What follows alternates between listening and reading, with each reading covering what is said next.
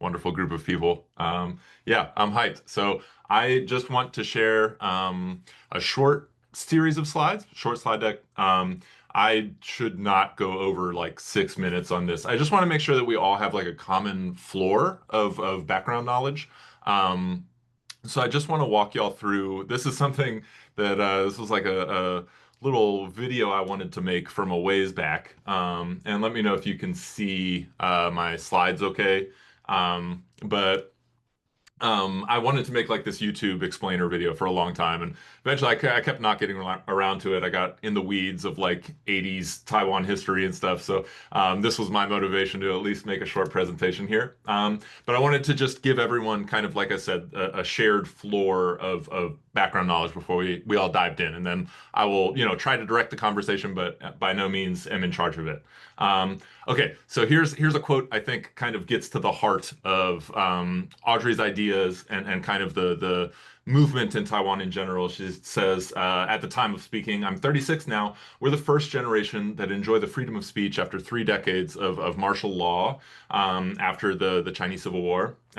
Taiwan's first presidential election in 96 is also the popularization of the World Wide Web, and those two things are the same thing, not two, but one and the same in Taiwan. And this is a photo from the famous sunflower movement that we'll talk about. You can see a Guy Fawkes mask in the left corner there. A people's movement that was nonetheless like very deeply tied productively to technology. So the tiny brief, super brief history. This is a Kuomintang, a center-right Taiwan politician shaking hands with a minister in the Chinese Communist Party for the Cross-Strait Services Trade Agreement, I think is what it stands for. A trade pact that in 2013 was made between Taiwan and China that kind of gave so the Taiwanese youth in the recounting of this sort of felt it gave China a kind of backdoor entry into shaping Taiwan's future in a way that was particularly opaque. So they skipped some stages of the necessary like parliamentary deliberation to pass this bill, and it pissed people off. The trust in the Taiwanese government at this time, according to Audrey's subsequent retellings of this, was somewhere around 9%. So very distrusted government. And as a result, a protest movement began, and one big part of this protest movement was the sunflower occupation of the legislative yuan, which was the kind of like similar to the U.S. Congress, a lawmaking institution. Students occupied this legislature for 24 days, while 500,000 people were on the streets protesting alongside them. And I think what is so interesting here and so fascinating, and something that really just speaks to a more positive, constructive future for all of us trying to build movements, is that they actually built inside of the Congress, like a demo of the kind of civic technology and the kind of transparency that they were actually looking for. So they made this parallel polis inside of their occupied Congress. Oops. So yeah, just imagine if if the left and right versions of at least U.S. Protests, I'm based in the U.S., were to do that, the mind reels. How would they create a demonstration of the kind of government they wanted? Well, Taiwan had this existing kind of infrastructure they built for civic hacking or for young people trying to build a better version of a more technologically capable version of their government, and it was called GovZero. If you don't know what GovZero is, so like in many different like URLs for many different governments, you have like a .gov, or in this case they had like a .tw.gov or something, was all of the official government websites. And so what these hackers did, very ingenious, is they swapped out the O letter with a zero and then created these shadow websites that were like versions of the official website, but much better websites, much more transparent, and you could kind of see the inner workings of the government. And they were saying, look at this, this is what we would prefer our government did, right? So they had this existing infrastructure that they pulled from. And during this occupation, they used this tool called pol.is, which was just mentioned, to draft alternative versions of this trade deal in a collaborative way. And pol.is is kind of like the heart of a lot of this techno innovation, so we'll talk some more about it. but it's this very, very powerful tool for surfacing things that connect people. And Audrey Tang's role was, among other things, to help the Wi-Fi and the live streaming work. They had this system of constant 24-hour live streaming, which had several really, really interesting benefits. So they used it to kind of continuously talk about their open, transparent deliberation process of how they build a better trade agreement. They also used it to protect themselves from police violence. They would get anything shady done by security on camera and so on. So they multifaceted way that they kind of they spun up their own local network and were streaming everything out as well. And one of the things that Audrey Tang did was distinguish herself by working on that. pol.is, what we mentioned, it was actually invented during Occupy Seattle, interestingly enough. And it is this fascinating technology that's used to find common ground against different clusters of people with different sets of opinions. So how it works is there's like this stack of opinions that people can add things to. And then people who review can look at these statements, look at these opinions, and all they need to do is upvote or downvote each one. And they can add more statements if they want to. And this data gets collected, basically is a dimensionality reduction. You can just think of it as like it's smushed into a two-dimensional graph, everyone's opinions. So you have these dots of where people fit in, and they're closer to people with whom they share, common ground or more opinions with, right? And then you cluster them with machine learning algorithms, so that, as you can see on this right-hand side here, you have A, B, and C are like three different putative groups with three different types of perspectives. And what pol.is does that's so special is it finds these statements of opinion that were upvoted by as many of these disparate groups as possible, and surfaces them and shows them to you and says, look at these. These are the ones that bridged these common grounds across these separate clusters. These are very promising things to look into, right? And so these were used during the sunflower protest as examples of, good policies that could be substituting the CSSTA, right? And another thing that's very special about these protests is they succeeded. The CSSTA, as it was rushed through the legislature, did not pass. They stepped back and kind of kept it in this constant revision. The Kuomintang, the party who was being in power at the time, lost the next election, and many of the protesters were actually absorbed in this very productive, interesting way with the government. And the model that they left behind has since been used. In Hong Kong, a few years later, they had the umbrella protests, which used a lot of these same techniques. And among those protesters offered roles in the Taiwanese government was Audrey Tang. So Jacqueline Tsai was the current, at that time, minister without portfolio, which is sort of a minister-at-large. She was one of the people who was assigned quote unquote reverse mentors, which is another really interesting idea where younger people would be paired with these heads of state, and the younger people would be tasked with reverse mentoring, that is teaching them like the newest technology and how to integrate more technology into how they govern.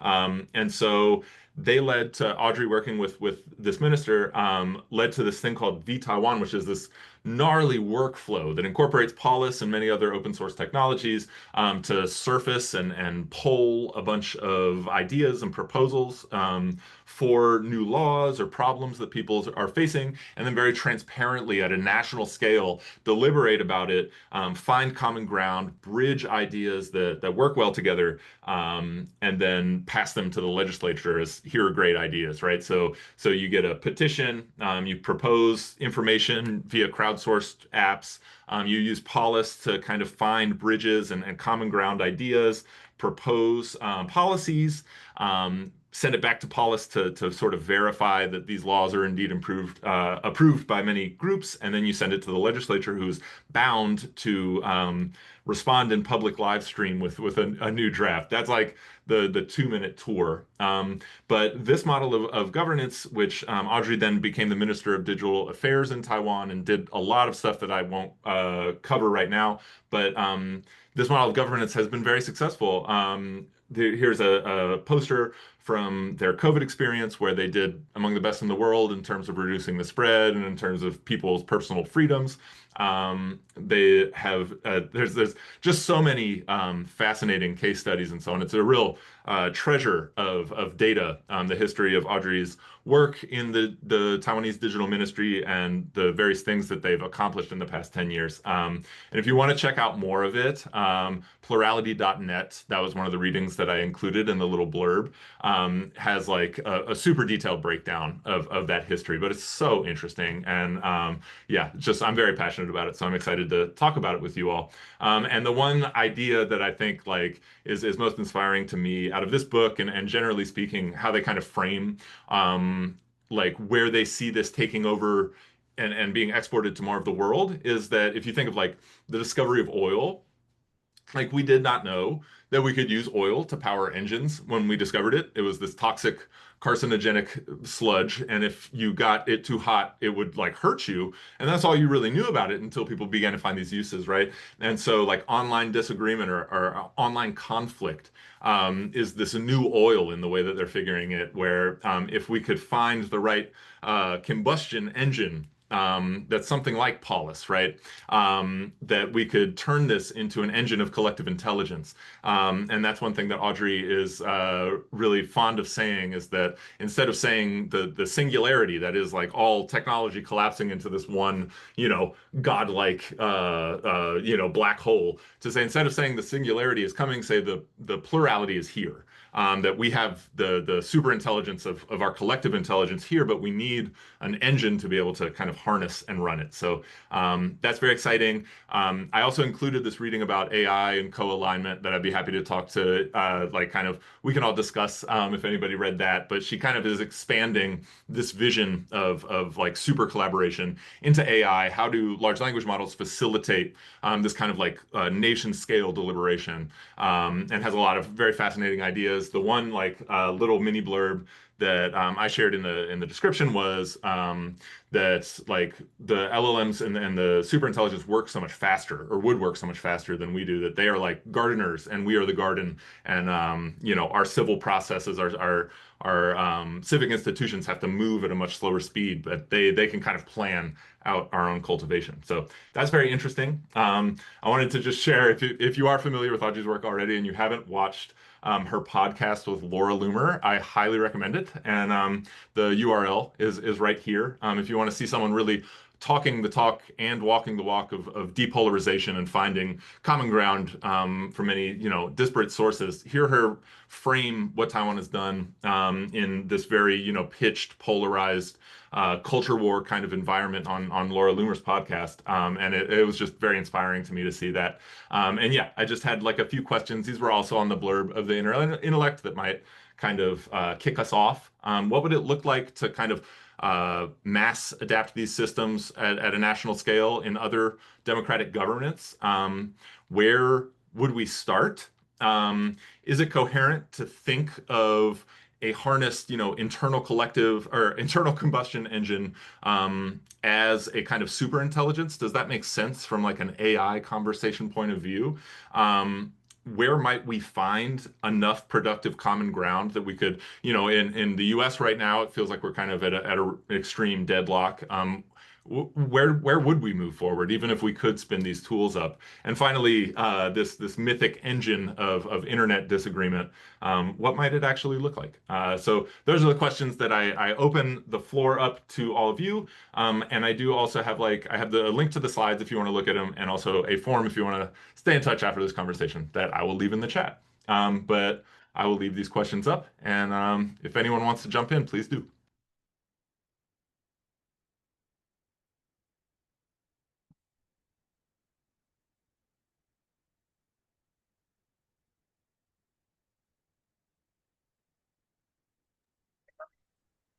Yeah, I don't know how we could adapt these systems in New York because everyone is very protective of the power that they have. Like there's some ballot measures for taking away some power from community boards, and like my community board is completely against this. even though it'd probably make the city better as a whole if it passed. So I don't really know how we can convince people who have power, especially through these like really opaque institutions like community boards, to instead give up that power and have a more representative way to do things. I'm curious if anyone has any ideas about that.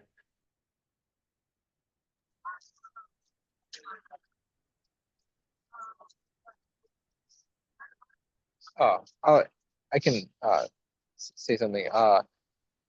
So I'm part of the reason why I am sort of leaving New York and becoming a nomad to work on this the reform stuff that I'm working on is, yeah, because it is very hard to change things in certain certain polities, um, and but a lot of states in the United States, and cities in those states have you know charter reform and even state constitutional reform that is accessible by ballot measure, and you can bypass the legislature entirely. You can pass quite substantial changes without ever needing the assent of elected officials in some states. Um, I think that's basically the avenue that I think is most promising for dramatic reform to like the nature of government. So in a ballot measure, like you're just kind of bypassing a represented official and directly putting an issue on the ballot everyone sees, right? Right. And you need a substantial amount of money to raise the signatures. You need to do a lot of signature gathering and then campaigning for your initiative. But it is, I think, a more promising um, venue. I think so. I sort of have this thesis that basically the problem with our system of government, by which I mean largely elections and voting, is that there's no incentive for our leaders to further increase, to implement these ideas that Audrey and others have talked about, that basically serve to increase our coordination capacity, right? Like increase our social coordination capacity. But politicians have no incentive to increase social coordination capacity beyond a certain point because they reap no personal benefit. Like getting reelected is the only benefit to them, and so they don't have like a strong incentive to do any better job than is what is required to win reelection. Uh, and so, you know, I'm a big fan of like radical exchange and like Glenn Weil and some of his ideas and a lot of stuff, polis and all this stuff like, but it seems very difficult because implementing this requires the people who have power to give it up essentially. I mean, part Yeah, of my takeaway from this is that they didn't really have an incentive in Taiwan until the protesters stepped up and started using it and like showing how powerful it was. And then it became a matter of like, well, you may not get reelected or you may not be able to stay in power if you don't change. So I think, I mean, one of my takeaways is just that we can't wait for people in power to start doing these things. We need to figure out ways to like showcase it. yeah. I mean, like the project I mentioned, so it uses decentralized ID with crypto, but I very specifically don't want to talk about crypto on the site. I mean, I do explain it if you dive into the documentation, it explains it. But crypto is just a flashing red sign for a lot of people. Like, stay away from this. It's full of scams. But the specific focus is on age verification for adult websites. I don't know about where you all are, but here in Arkansas, porn is effectively banned. Um, and that's true in 24 states. And I saw that as a leverage point, right? Like, if I can get people to install it's basically a wallet, but I don't call it a wallet. Install my app and get verified once, you could use that across every site. They'd have a shared um, source of truth. And it's still early days. We'll see if that actually pays off. But My thinking just in general is like, are there like leverage points within the existing legal framework that would get people to start using these tools and not even know they're using these tools, right? So yes, at protests, getting everyone to install an app that allows you to vote on ideas, and then just kind of behind the scenes, you're making it like plug into this richer ecosystem of other things, would be Yeah. one mechanism. But Yeah. I find that chain of thought really interesting, and it speaks to kind of what I've heard from a few of you, which is that like there's this like kind of building the infrastructure for an attempt at power before you're in some kind of flashpoint, right? Before you're protesting or before you're occupying the legislative yuan or the Congress. You have something in place already that is impressive, that is a demo that can show you how things might be. And so I think like Brooke mentioned, so in Taiwan, I think what happened, I'm not an expert, is so the lawmakers were very concerned with the legitimacy of like what gave them legitimacy, right? So because they weren't communist for most of the Taiwanese government's tenure, even as authoritarians, they were given international legitimacy because they weren't communist, right? And then Nixon goes and visits China.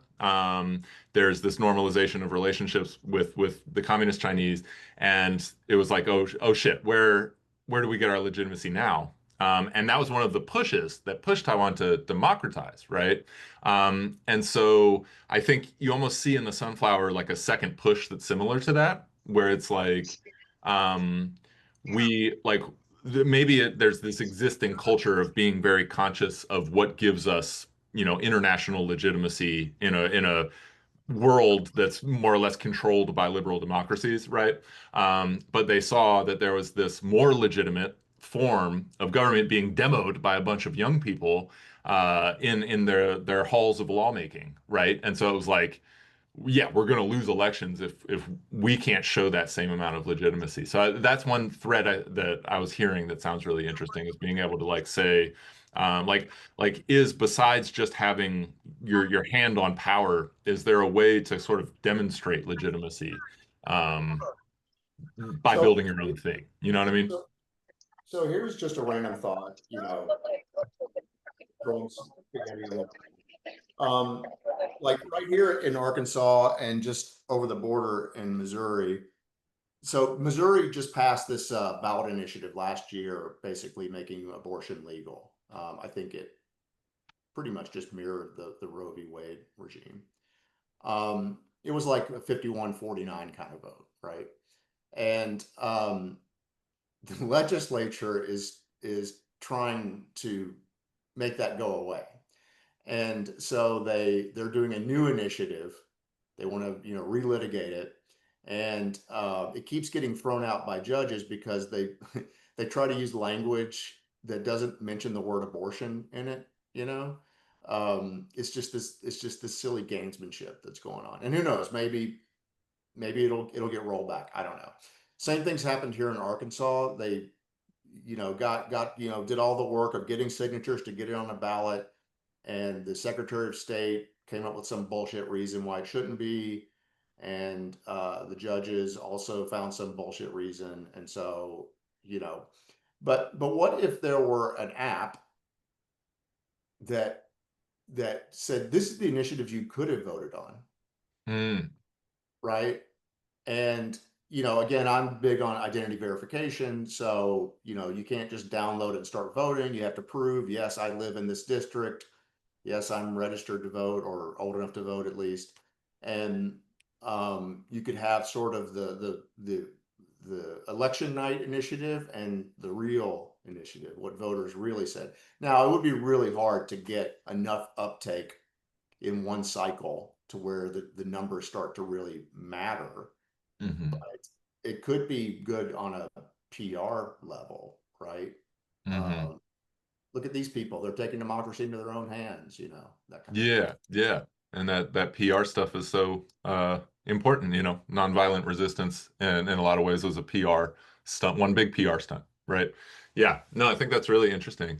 One thing that came to mind, saying about community notes, which was another thing I wanted to mention, is so Paulus inspired community notes on Twitter. So that same bridging mechanism is what makes community notes legitimate, right? Because if you sign up to be a community notes reviewer, you kind of end up, I guess, by what you like. I don't know exactly how it works, but you get assigned a place on the one-dimensional political spectrum, and then it shows community notes or makes candidate notes to show based on whether or not like many people from left side of axis, middle side of axis, right side of axis upvote the community note and surface it, right? And so you can already see in our toxic, terrible political ecosystem that there's some amount of legitimacy to a community note, right? Sometimes people are kind of iffy about it, but more than just like some random bot's comment, you know, there's something there. So yeah, I think I really like that idea too of making like to take what Paul was saying and kind of build on it. Like if we had like a shadow ballot measure list where it's like this wasn't the real election, this was our Gov0 election or whatever, but we have very transparent data that, you know, has been like handled much better. And then say this is what we should be able to vote on. This is what we should have been able to enact and exert our will on instead of just like one or two of these people. Yeah. So one idea that I've been thinking about is like flyering my neighborhood and getting people to download and use something like Polis, which I have no experience with actually, so it's interesting to learn about it. And kind of creating like a shadow community board or like Yeah, a yeah. shadow voice of the community at least, not like a community board because a community board is a garbage institution. I don't know how people would feel about that, like other members of the community board. I think I would become a pariah on the community board. And also there's generally like a skepticism of tech and like the progressive world in New York City, and like in San Francisco where I used to live, also. So I don't know how to get over that, but that's, yeah. Yeah, that's a hell of a hurdle. It makes me curious, Brooke, if you could share more about what your experience was. I mean, you're one of the few that's taken Paulus out there into you know, the real world. Yeah, what was it like? It was interesting. I think I had it a little bit on easy mode because so I ran for a little bit of background. I run an event called Vibe Camp for anybody who doesn't know about it, and it's a lot of nerds who go, and it's also a lot of like very high openness nerds who don't really engage in like culture war stuff too much. So this was we did have some disagreements about media policies. There's a pretty wide range of comfort level with different levels of anonymity at Vibe Camp, and so I ran an instance of Polis. We had a reasonable amount of turnout on it. We had maybe 500 people who went this year, and I actually sent it out to like basically everybody who's ever been to a Vibe Camp. So shit went out to a lot of people, but we had a couple hundred I think fill it out. But that meant there were thousands of votes. Mhm. I should have refreshed on this before joining this call. But it was pretty clear. There were clear majorities on things, and it wound up that we don't need to change our media policies at all. We just hadn't done a good enough job enforcing them. But it was really, really useful data for me, and I'm going to at some point explore. They're coming out with like Polis 2 they're working on now, where you can have like one big polis with a bunch of different categories. The initial polis was like, here is one topic. You can talk about media policies, but we could do a Vibe Camp wide polis, which allows it to break down into a bunch of different categories, like attendee experience or security or mental health or whatever, and find out what people think about that. I found it to be a really cool tool. I'm really excited for other ways. I actually like excitedly messaged my friend who's in the San Francisco admin, was like, can you guys do this for San Francisco, please? And Yeah. I think he was annoyed, but I would really like to see it be implemented more widely, and happy to answer questions if anybody has any specific. Yeah, how is identity verified? So like what's to stop people from creating a bunch of stock puppet accounts and like kind of pretending that like the voice of the community is something different than what it actually is?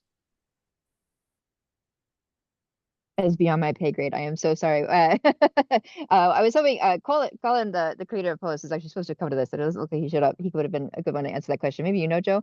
I feel like you know more of the no. Yeah, not aware. I don't know of like a, strict identity verification system in it. No. Uh, yeah, it needs some of this stuff just needs to be red teamed. Vadim, I feel your pain. You're already making sure you're protecting everything from the hostile takeover. But yeah, no, I'm not aware. Um, yeah, I mean, I think Yeah, Community Notes struggles with similar stuff, right? People say that they bought Community Notes sometimes too.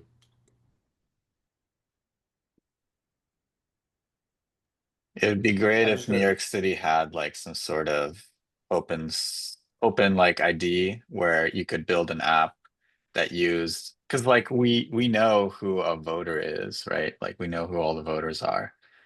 Um, and if there's some way to like just verify that this person is a New York City resident and that they live where they say that they live. But I don't think that there's anything like that available, unfortunately. so I'll plug mine real quick. It's what you're talking about is civil resistance, to prevent a civil attack. And basically you hash certain information about the user. And you bind that to their ID. They have to take a picture of their ID. So someone could still do a civil attack, but it means they have to get multiple IDs, and they have to do a selfie, which we use Google Document AI and Amazon. They have some very good models for detecting that. It's not perfect, but all the tools you see online that do it, that's what they use. They use Google Hmm. and Amazon. So Yeah. Certainly the gnarliest identity verification I've ever done was opening up like crypto accounts in the past. Yeah, they kind of paved the way. I just asked Claude briefly what would stop somebody from spanning a Polis instance, and I don't know if I should copy or like paste it all into the chat, but it had a bunch of different answers. It's you can have Cool. it require login. You can have there be timeouts between people posting things or commenting. There's a few different mechanisms to prevent that, but I don't know how. Hmm. I think part of the advantage of Polis also is that you don't actually have to care about the numbers of individuals in each cluster. 'Cause you can just look at whether there's a cluster or not.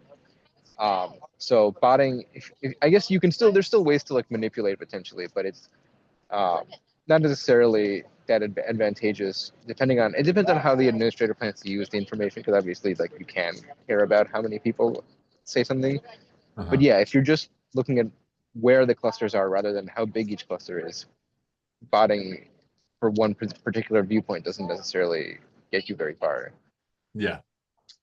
Yeah, there's something really special and nice about that. I think there was like some bit of writing in some of the reading I shared in the blurb where like Audrey talks about that, and it's like the power of like someone who exists on the margins of numerous clusters is very strong, and like that this is like a sort of almost like a beautiful mathematical sort of illustration of the value of like diversity and being on the margins of things, for basically the same reason that Paul just said. So it's an interesting thought.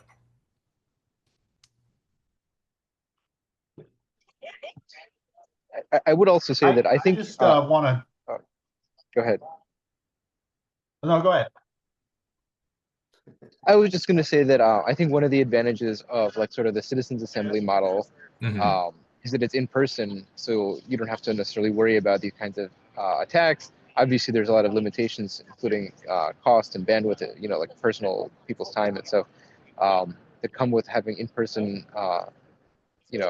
sort of deliberations. But um, there's also the advantage of the people being able to communicate face to face, which opens a lot of like really just like nonverbal communication. I mean, I think it's very powerful in the way that people at citizen assemblies are able to relate to each other in ways that you kind of can't in online discussion. Mm. Yeah, I love that. Um, yeah, Audrey Tang uses citizens assemblies and sortition in a lot of her different vTaiwan like pipelines as well. So yeah, that's a great point. But yeah, Lance, what were you gonna say? I was just gonna kind of play back what I'm sort of hearing. Something that I thought was really a cool idea that you guys had just discussed was saying that like having this sort of like alternate election stream or something of like, and presenting it as sort of this alternative vision, like a parallel reality, almost like a parallel, like an alt history, alt future, vision. I think that that could actually be very compelling to people to show like especially the people who are disappointed by elections or something, right? That they're like, oh, we can sort of envision dream, using the function of sort of speculation to speculative, fiction to kind of encourage a different perspective of wanting to people to engage, with some of the politics that way. Like if you didn't get the result that you wanted, here's like an alternate kind of stream for you to participate in. But I was also thinking about how so I'm not super well versed with this, and I might have been kind of phasing in and out of your talk a little bit mentally, Joe. Sorry, but like I'm thinking about the Nepal Discord revolution stuff, and it makes me think that there's sort of those different,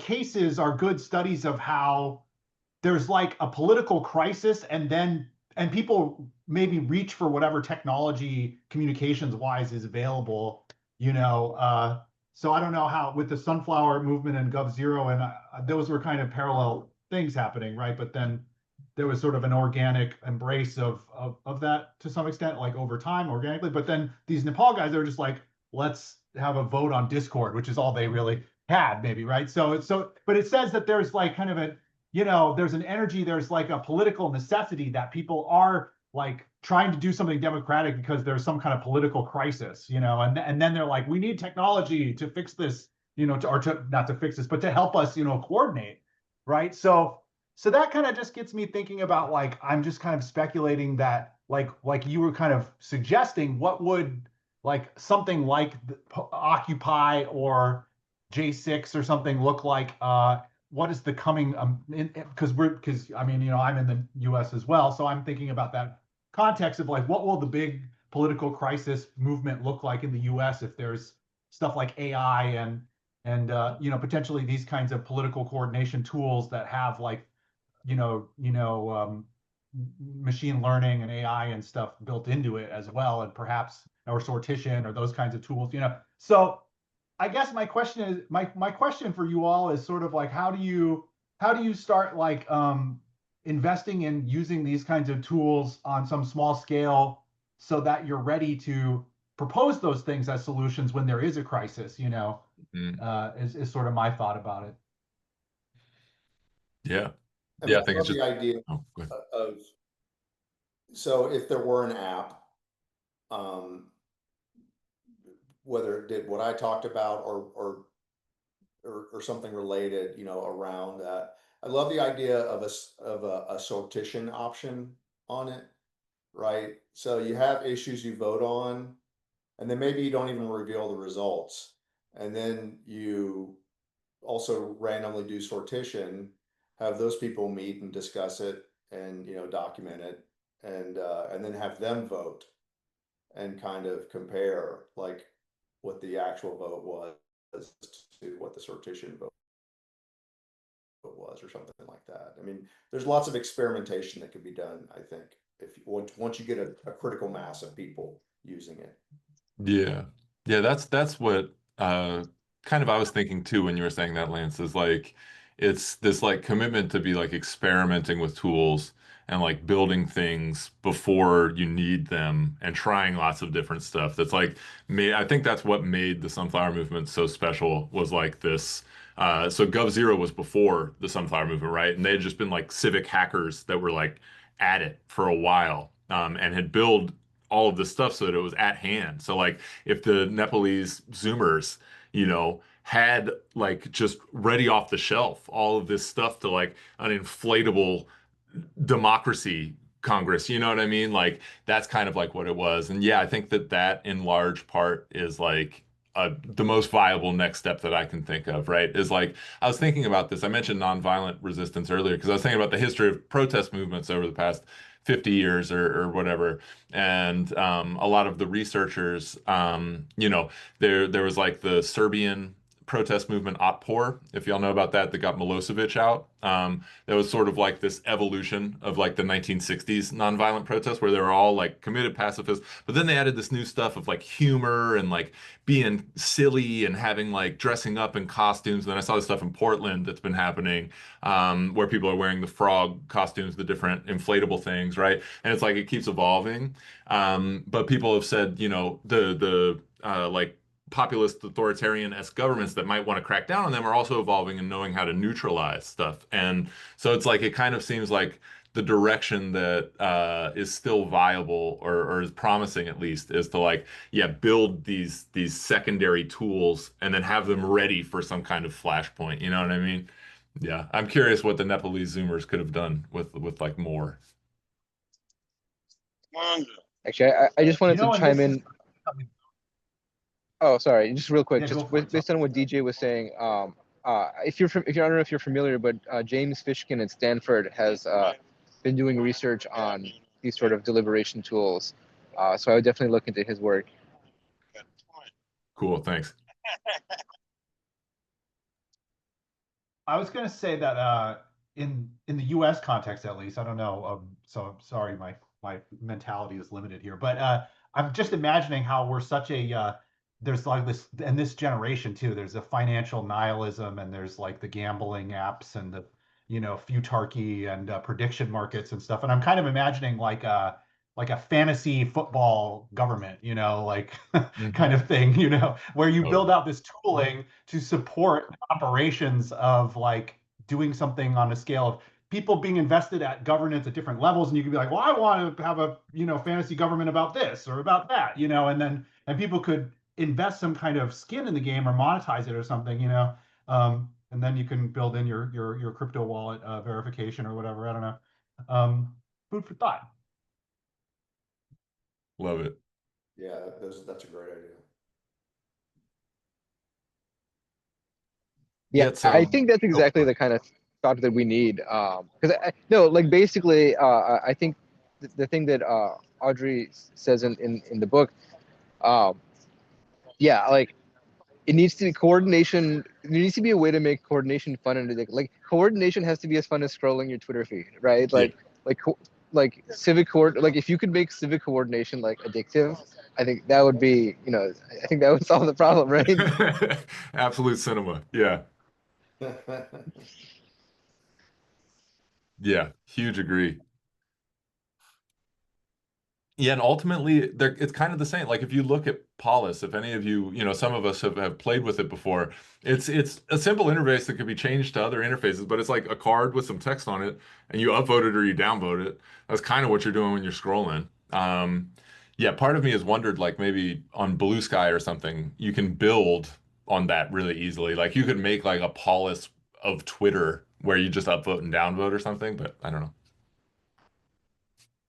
I was wondering how pol.is works differently than something like the James Fishkin deliberative model that Paul mentioned. So, with Fishkin's Deliberation Day, it was an experiment where you bring people together, they discuss policy issues, and then they take a vote. So there's this period in which people are actually gathering information and hearing other people's reasons for why their policy preferences are what they are, and then they're also updating their policy preferences as they get more and more information. So there's this kind of laundering effect where you're supposed to not just vote, but you're supposed to vote after you've actually gone through a period of considering reasons for and against your different policy proposals. And my understanding of pol.is, so I don't know really anything about it besides what Joe talked about. It sounds like it's a form of Reddit, where you can propose a measure, it gets upvoted and downvoted, and then there's some way of categorizing people who upvote and downvote depending on maybe like their political party. So then you get data about if there's multi partisan upvoting for a particular measure, or if it's only one group upvoting or not. And then there's really, my understanding is there's nothing to the process that launders preferences, or that assumes that the people who are upvoting or downvoting are actually informed, or that they've considered reasons for and against their different policy preferences. Is that accurate? Yeah, pretty much you nailed it. Yeah, in terms of like how the groups are created, they don't like self-identify in terms of their political party or whatever. It's actually just machine learning that like separates them, or that graphs them into this like two-dimensional space of, you know, what their opinions are or who has similar opinions to them. So there's kind of like a little bit more, I think, legitimacy to like trusting an algorithm to cluster you than like rating what you are or whatever. But anyway, that's the only difference. Yeah, it is kind of like Reddit, and there's no vetting. But I think what I would just like stress there is that, so like what made I think vTaiwan so special is that it was like integrated into this much bigger structure that included what she called alignment assemblies, that I wish I had kind of in my brain and knew exactly how they worked well. But yeah, like a sortative assembly where people get dossiers and like fact sheets on many different things and have this protocol for how they talk about it. So it's like one step among many steps that includes something like, I'm completely unfamiliar with James Fishkin, but sounds similar to that too. So it's like one big pipeline.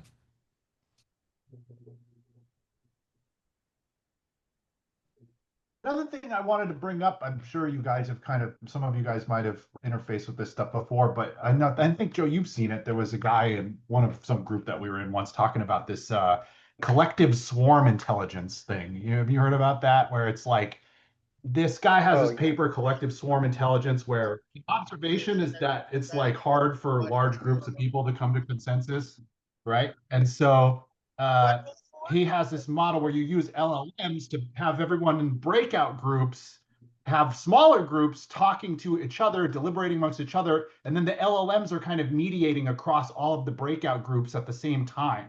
And so they collectively get a larger group to converge on toward consensus using this sort of AI mediated property. I was actually just gonna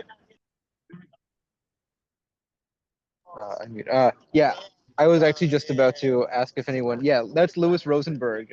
That's his work. I think I mentioned that in our group chat. Yeah, I was gonna ask if anybody was familiar with his work, because I think his tools are a little bit further along than Fishkin's, but it's like proprietary software that you kind of like do the whole B2B SaaS thing.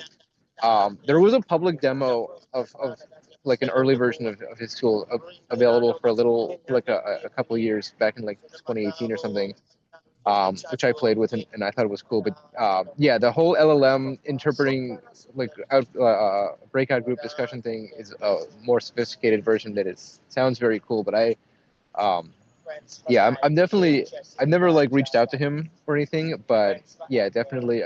The company is called Unanimous AI, and the guy is Louis Rosenberg.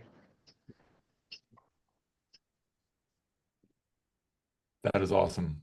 Yeah, that reminds me of something I was thinking earlier, talking about LLMs, which I think like gives some weight to the way that Audrey had kind of framed like this conversation about super intelligence, or you know, AI collapsing us into a singularity when, you know, what we're missing is simply like connective tissue. It's not so much that we need a new super smart brain. There are already like 6 billion super smart brains, but they're not connected and coordinated intelligently. Like the LLM is like verifiably right now very good at like condensing, summarizing, doing like intern work among, you know, lots of different little groups instead of coming up with stuff itself. You know what I mean? So yeah, I think +1 in that column. That sounds super interesting. I can't wait to look that up. So one curious thing is I hear comparisons to January 6th, and I'm doing my best not to politicize it, but the Sunflower Movement was like explicitly about resisting authoritarian power. January 6th was really about keeping one in power. I think that I don't really know why that's being compared to Occupy Wall Street. So I think, and maybe it's an America cultural thing, but I think we have a situation where this kind of far left and far right, they'll unite under some kind of weird horseshoe theory. I personally don't see it. I think it's more of a cultural thing there. So I'm curious as to why the Sunflower Movement would ever be compared to January 6th, to be honest. So I put it on the slide, so I'll take that. Yeah. So like one thing I mentioned the appearance of Audrey Tang on the Laura Loomer podcast, and I found it very inspiring. Yeah, I'm a liberal and not particularly great at behaving in a depolarized way myself, and I agree with your assessment of January 6th. And I'm not trying to, Yeah. No worries. Just cards on the table because I do Yeah. believe in what she did on that podcast and was really inspired by it. And so this exact question was posed, right? Okay. And so she basically says, well, we had a protest of our own when Audrey's telling this story, Right. and like she's like, well, what could we have done different? And while your answer is a solid one, and it was interesting, I thought in that podcast, Audrey feels, I think, quite comfortable discussing Chinese authoritarianism, communist Chinese authoritarianism, more than she does in other appearances. Sure. But she was like, well, the difference is we demonstrated a constructive alternative. So like instead of, and you could have answered that question many different ways, right? But the idea that she was like, well, we created a like viable parallel solution instead of simply expressing our anger. Like I think even if you are radicalized to the point where it's hard to like reintegrate to a pluralistic society, I think that at least trying to like chew on that question for a little while would do a good job towards you eventually reintegrating into that pluralistic society. You know what I mean? Like that's kind of where I was heading. But anyway, I cribbed it from the talk itself, and I thought that it was an inspiring example of showing off being depolarized. Yeah, and just kind of as an aside to that, like certain things like this, it's best if it's not affiliated with a party Yeah. or Right. Big time. I mean, that was kind of it hasn't really worked the way I think you wanted it to, but that was sort of Andrew Yang's theory of the case with the Right. court, right? If he says something, well, then he's just a Democrat. The Democrats want X, Y, Z, and therefore I can't ally myself with that. So if this is something that's more of a bottom up, and we're not all like, just sort of showcasing our partisanship or our tribes, I think it'd be much more likely to be successful. Mhm. And I think speaking more generally, right, I think people, as technology progresses, there's this urge or this hope that, okay, maybe community moderation will replace these institutional guardrails. And listen, I tried not to be cynical, and it's getting more difficult, I'll be honest. But if we shift from institutional guardrails to community moderation, are we not taking into consideration mass disinformation, AI deepfakes? Are we just ignoring that and being like, the community notes will save us? It seems like I would love for it to. It doesn't seem like it would. I've seen community, it's not to, I think community notes should exist. I've seen them weaponized more than once, right? So I do wonder about that, like this idea that, hey, we can moderate. I think Wikipedia is great. I love that Wikipedia exists. But on a platform like X, for example, when Elon Musk is like, I'm gonna make Grok less woke, it's just like, okay, at some point, this community moderation, does it just eventually go to a billionaire being like, you know what? Fuck this community. You know what I mean? Like, fuck this AI that I created. Fuck the facts that he's coming to conclude. I don't like them. You know what I mean? So, Yeah, I mean, so there is no pure answer to that, right? I mean, this yeah, is it's a like little bit of a rant, and I apologize. It's what the founders were grappling with, right? They were doing game theory before there was game theory. But I do think there are some things you can do structurally that, I mean, sortition's a good example, right? I mean, you can't, if you're not running for reelection, if you just come in and decide an issue and you're done, I mean, that's just really changes the incentives a lot, you know. But I think you could, and this gets to the just, you know, there's the big problem, but are there small problems that can be solved? And especially like politics has become so nationalized or really internationalized. I mean, I'm shocked at how much people in Europe know all the ins and outs of what's going on here in the States, you know? But if you can like just, I think that's the juice. That's what draws people in, the chance to vote on a, you know, term limits for the Supreme Court, or just pick any issue, right? But the that's the sizzle. The steak is like local governments, right? If I mean, I live in a pretty liberal college town, right? If we had a decent enough pilot, I could probably talk the mayor into pitching it to the city council for, you know, some narrow issue they're debating that's not hyper polarized. So, you know, it's sort of a top and bottom approach. Yeah, agreed. I I mean, the just only wanted thing to I say, would, oh, no, you go ahead. yeah, like, well, point, you know, well taken, Neil, because I jumped on that example train too, you know, if I was like J6 and Occupy, and you know, and but I kind of, you know, my sort of read on it too is that I think it's fair to ask that and really think about how if you come up with great coordination tools and stuff, that doesn't say anything about the kind of politics of the people who are going to use them or anything, you know. So but also it's like I think that the political, well, you could say there's some values embedded in them or whatever that you could try to encourage, but you know, it's also just like the scene in the US, the weird political realignment and stuff. It's like I don't know what the popular movement in the future of the US would be composed of or look like at all. Like, so I'm not even going to really make any assumptions there. But also, like, I was, you know, when the Occupy Wall Street thing popped off, I was living in LA. I went down to the protest camps down there and stuff, and I kind of watched it sort of happening, and it was like, you know, there was just like like you have a popular movement, it brings out like all the crazies, you know. It's like everybody comes and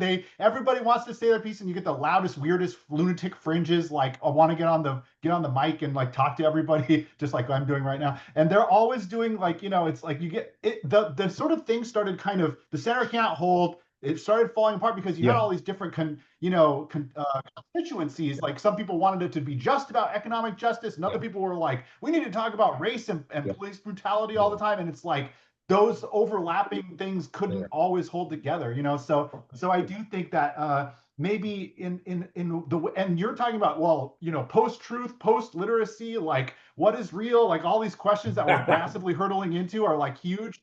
I do think that just like encouraging the of human deliberation and like the democratic impulse with like people making connections and like working things out, that is a bulwark against that reality principle fragmenting, I feel like.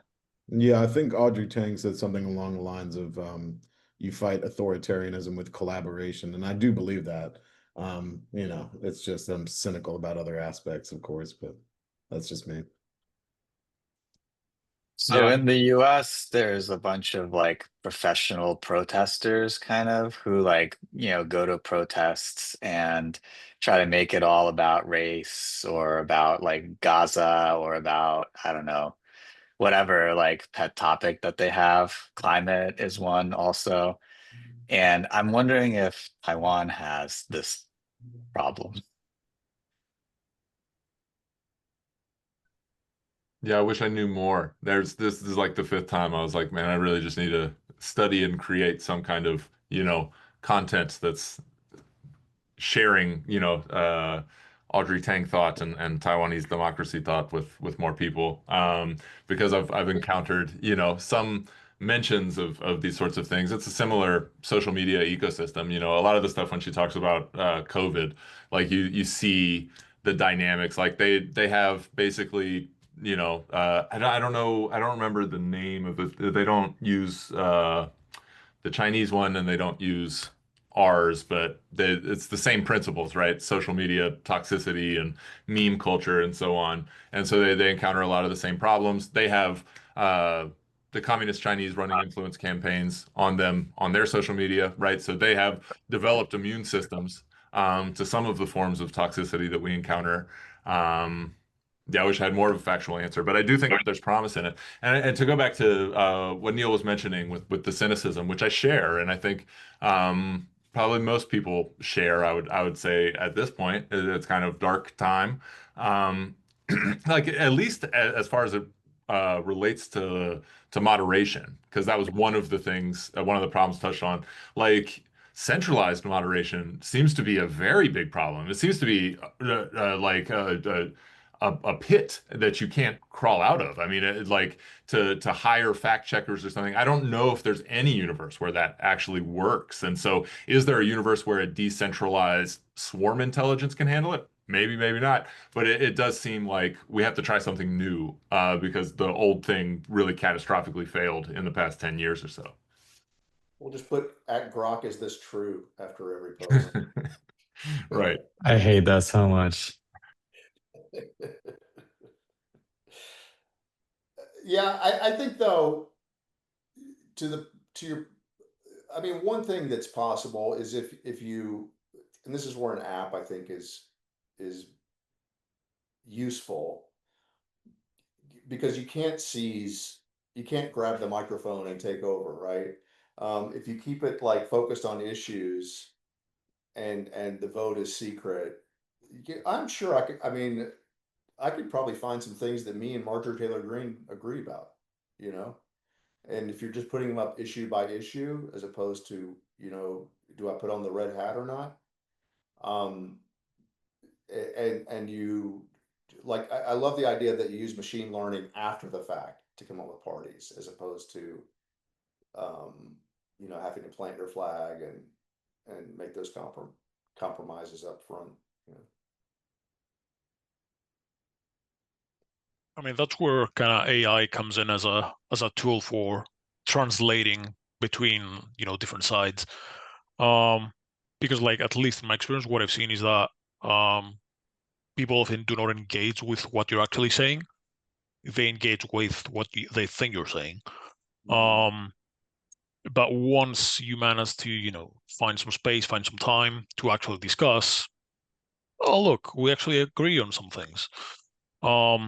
So I think like tools using AI that do the translation is like, oh, look, yeah, the person is using those words.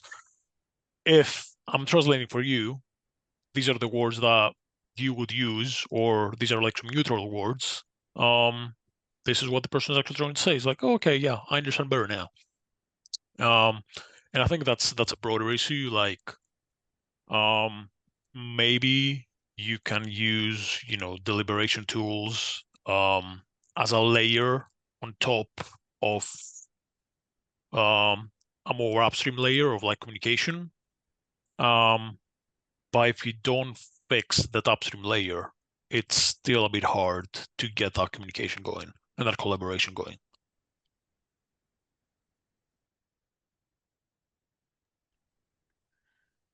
Yeah, one line from Audrey that I liked a lot, that's come up in the AI alignment assemblies that were in like the six pack of care reading, is that she would talk about how if you put people in these sortative assemblies for a while and force them to talk to each other, people tend to go from like YIMBY and NIMBY to MIMBY if or something like everybody sort of converges on MIMBY if they're forced to talk to each other for long enough. But I liked that, kind of like what she said.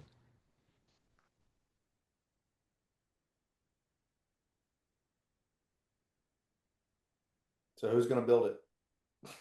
That's the question. Yeah. Yeah. I mean, I think there's like a good case to be made for trying to build it. I also live in a rural-ish area with a college town in it, DJ. And I'm talking to some of the folks at said college about maybe experimenting with, you know, trying to polish or do something, build some kind of civic hacking engine there. And it's like a purple area that I'm in. So there's potential. But yeah, I'm gonna try and build something. And yeah, because I really do think it's like infrastructure first before crisis protest-esque movement is like a lesson to be learned from Taiwan.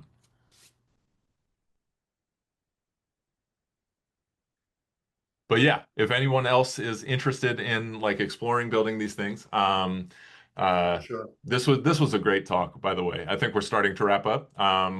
But this was wonderful. If you all want to like keep this going, I've thought about maybe like doing a salon series with Inner Intellect or something like that.